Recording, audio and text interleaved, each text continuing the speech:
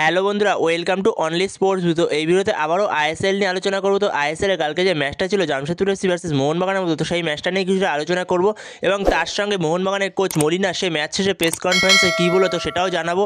আর তার সঙ্গে মোহনবাগানকে league shield জিততে আর কতগুলো ম্যাচ জিততে হবে, কত পয়েন্ট লাগবে, তো সেই বিষয়টা নিয়ে একটু আলোচনা করবো। তো ভিডিওটি সবাই শেষ পর্যন্ত দেখতে থাকো। আর চ্যানেলে নতুন হয়ে থাকলে চ্যানেলটি সাবস্ক্রাইব করে পাশে থাকা বেল আইকনটিকে অন করে পাশে থেকো। তো সেখানে কালকে জামশেদপুর ভার্সেস মোহনবাগান, তো সেই ম্যাচটাই বলতে গেলে মোহনবাগান প্রথমার্ধে নিজেদের পক্ষে রেজাল্ট নিয়ে চলে আসতে পারতো, নিজেদের হাতে ম্যাচটা নিয়ে চলে আসতে পারতো।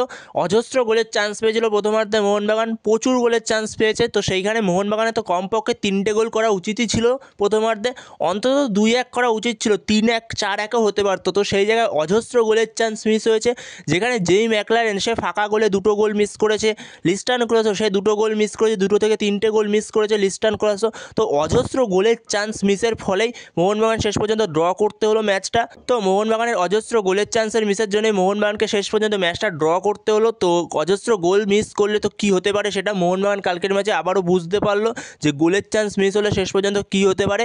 তো সেখানে সেকেন্ড হাফে একটা দুরন্ত বল দিয়েছিল জেসন কামিন্স জেমি ম্যাকলারেনকে, তো সেই বলটাকে জেমি ম্যাকলারেন গোলে রাখতে যায়, কিন্তু গোলে রাখেও কোনোরকম পায়ের টাচ দিয়ে তো সেখানে বলটা পোস্টে লেগে ফিরে আসে। তো সেখানে অজস্র চান্স পেয়েছে মোহনবাগান। তো 1 পয়েন্ট ঠিক আছে, ভালো 1 পয়েন্ট, কিন্তু 3 পয়েন্টটা হাতছাড়া করে আসলো মোহনবাগান কালকের ম্যাচে। অবভিয়াসলি 3 পয়েন্ট পায় কালকের ম্যাচে মোহনবাগান যে ধরনের পারফরমেন্স করেছে ফার্স্ট হাফে, সেকেন্ড হাফটা একটু খারাপ খেলেছে মোহনবাগান, কিন্তু তাও ঠিক আছে। তো সেখানে কালকে মোহনবাগান বলতে গেলে জামশেদপুরের ঘরের মাঠে আরও 2টো পয়েন্ট ফেলে আসলো, 1 পয়েন্ট পেয়েছে, আরও 2টো পয়েন্ট কালকে জামশেদপুরের ঘরের মাঠে ফেলে আসলো। তো ঠিক আছে, ম্যাচটা হারেনি, 1টা পয়েন্ট নিয়ে এসছে, এটাই অনেক। তো অ্যাওয়ে ম্যাচ থেকে 1টা পয়েন্ট নিয়ে এসছে, তো ঠিক আছে। তো নেক্সট ম্যাচটা মোহনবাগানের জন্য খুবই টাফ হতে চলেছে 21 তারিখ, যেটা চেন্নাই এফসির সঙ্গে ম্যাচ রয়েছে। তো সেই ম্যাচটা মোহনবাগানের জন্য একটু টাফ হতে চলেছে। তো সেই ম্যাচটা মোহনবাগানকে জিততেই হবে লিগ শিল্ডের জন্য। তো সেখানে যদি এরপরে কালকের ম্যাচে পেনাল্টিটা নিয়ে কথা বলা যায়, তো সেখানে পেনাল্টিটা হালকা তো একটু সফট টাচ হয়েছিল গ্রেগ স্টুয়ার্টের সঙ্গে। তো সেখানে গ্রেগ স্টুয়ার্টের ওটা পেনাল্টি ছিল, যদি রেফারি চাইতো সেটা দিতেও পারতো, রেফারি না চাইলে দিত না। তো সেখানে রেফারি দেয়নি সেই পেনাল্টিটা। তো সেখানে হালকা একটা টাচ ছিল, গ্রেগ স্টুয়ার্ট কিছুটা নিজেও পড়ে গেছে, তো সেই জন্যই হয়তো রেফারি পেনাল্টিটা দেয়নি। তো সেখানে ওরকম টাচে পেনাল্টি দিলে একটু কন্ট্রোভার্সিয়াল সিদ্ধান্ত হয়ে যেত ওটা, তো সেই কারণেই হয়তো রেফারি ওইখানে দেয়নি। তো সেখানে রেফারি চাইলে অবশ্যই দিতে পারতো পেনাল্টিটা, কিন্তু রেফারি দিল না পেনাল্টিটা। তো সেখানে পেনাল্টিটা নিয়ে রেফারিকেও সেরকম কিছু বলার নেই, 50-50 সিদ্ধান্ত ছিল। কিন্তু তাছাড়া আপুয়ার যে ইয়েলো কার্ড, ওটা তো কোনো কারণেই ইয়েলো কার্ড হয় না, সেটা তোমাদের কালকেও বলেছি। তো ইয়েলো কার্ডটা কোনো কারণেই হয় না, ওটা ফাউলই হয় না, পরিষ্কার বলে ট্যাকেল করেছিল আপুয়া। তো সেখানে ওটা রেফারি ইয়েলো কার্ড দিল ফাউল দেখিয়ে। তো সেখানে রেফারির এই ডিসিশনটা খুবই বাজে ডিসিশন ছিল কালকের ম্যাচে। তো এরপরে যদি মলিনা কী বলেছে সে ম্যাচ শেষে প্রেস কনফারেন্সে, তো সেই বিষয়ে যদি কথা বলা যায়, তো সেখানে মলিনা বলেছে, তো প্রথমার্ধে আমরা ভালো ফুটবল খেলেছি, অনেক সুযোগ তৈরি করেছি, আধিপত্য বিস্তার করেছি। তো দ্বিতীয়ার্ধে ওরা যখন ডবল স্ট্রাইকারে খেলা শুরু করে তখন অতটা ভালো আধিপত্য বিস্তার করতে পারেনি, অতটা ভালো অ্যাটাক করতে পারেনি। তো সেখানে আমার মনে হয় না ওরা কোনোরকম কালকের ম্যাচে আধিপত্য বিস্তার করেছে, কিন্তু গোলটা ওরা খুব ভালো করেছে।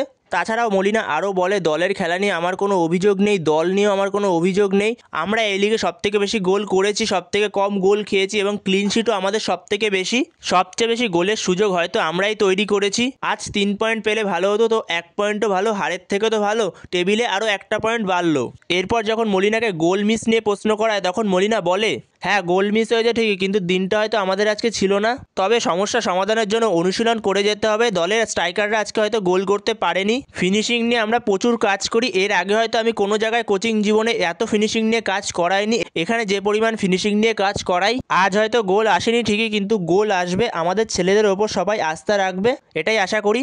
এরপরে যখন দলের ছেলেদের ক্লান্ত নিয়ে প্রশ্ন করে তখন মলিনা বলে, আমার দলের ছেলেরা কোনো কারণে ক্লান্ত হয়নি, শেষ 20 মিনিটে আমার ছেলেরা প্রচুর দৌড়েছে, প্রথমার্ধে যতটা আক্রমণ করেছি দ্বিতীয়ার্ধে অতটা আক্রমণের ধার ছিল না, কিন্তু দ্বিতীয়ার্ধে আমরা শেষ 20 মিনিটে 3 থেকে 4টে সহজ গোলের সুযোগ মিস করেছি। তো সেখানেই আমি একটু হতাশ, তো আমরা এই ম্যাচটা জিততেই পারতাম। তো আমার দলের ছেলেরা সবাই ফিট, ওরা 100 মিনিটও খেলতে পারে, তো ওদের নিয়ে আমি খুবই খুশি। তো মোহনবাগান কোচ মলিনা সে ম্যাচ শেষে প্রেস কনফারেন্সে এগুলোই বলে। তো এরপরে যদি কথা বলা যায় মোহনবাগানকে লিগ শিল্ড জিততে আর কত পয়েন্ট লাগবে এখনো পর্যন্ত, তো সেখানে মোহনবাগান আগের মরশুমে লিগ শিল্ড জিতেছিল 48 পয়েন্টে, যেখানে মোহনবাগান 22 ম্যাচে 48 পয়েন্ট করেছিল। তো সেখানে আইএসএলে এবছরে একটা টিম বেশি আছে, যেখানে মোহামেডান এসসি একটা টিম বেড়েছে এবছর আইএসএলে, তো সেখানে কমপক্ষে এই বছরে 51 পয়েন্ট তো লাগবেই। তো সেখানে মোহনবাগানকে এখনও পর্যন্ত লিগ শিল্ড জিততে কমপক্ষে 15 পয়েন্ট লাগবে। তো সেখানে মোহনবাগান এখন রয়েছে 16 ম্যাচে 36 পয়েন্টে, তো সেখানে মোহনবাগানের এখনও কমপক্ষে 15টা পয়েন্ট লাগবে, যেখানে মোহনবাগানের আর ম্যাচ রয়েছে 8টা। তো সেখানে মোহনবাগানকে 8টার মধ্যে 5টা ম্যাচ জিততেই হবে, 3 5 আর 15, যেখানে 15 পয়েন্ট মোহনবাগানের মিনিমাম লাগবে লিগ শিল্ড জিততে এখনও পর্যন্ত। তো সেখানে যদি মোহনবাগান 6টা ম্যাচ জিতে যায় তাহলে মোহনবাগানের লিগ শিল্ড আসছেই, 5টা ম্যাচ জিতলেও মোহনবাগান লিগ শিল্ড পাবে, এই বিষয়ে কোনো সন্দেহ নেই।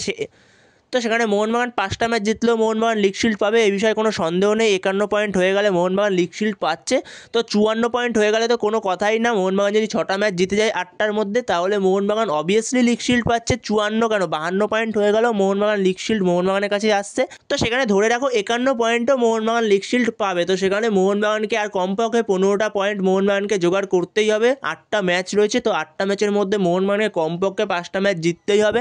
তো সেখানে মোহনবাগানকে লিগ শিল্ড জিততে পয়েন্টস টেবিলের সমীকরণটা এখন এরকমই হয়ে গেছে। তো সেখানে যদি মোহনবাগান কালকে জামশেদপুর ম্যাচটা জিততে পারতো তাহলে মোহনবাগানের আরেকটু সুবিধা হতো। তো সেখানে যাই হোক ম্যাচটা জিততে পারেনি, ড্র করে এসছে। তো এর পরের ম্যাচ মোহনবাগানের চেন্নাই এফসির বিরুদ্ধে 21 তারিখ, তো সেই ম্যাচটা মোহনবাগানকে জিততে হবে। তো সেই ম্যাচের প্লেইং 11 খুব শিগগিরই আসছে, তো তার জন্য অতি অবশ্যই চ্যানেলটিকে সাবস্ক্রাইব করে রেখো সবাই। তো এই ভিডিওতে এই আপডেটটা নিয়ে আলোচনা করার ছিল। তো ভিডিওটি ভালো লাগলে অবশ্যই লাইক শেয়ার সাবস্ক্রাইব করতে ভুলো না। তো নেক্সট ভিডিওতে দেখা হচ্ছে, ততক্ষণের জন্য বাই বাই।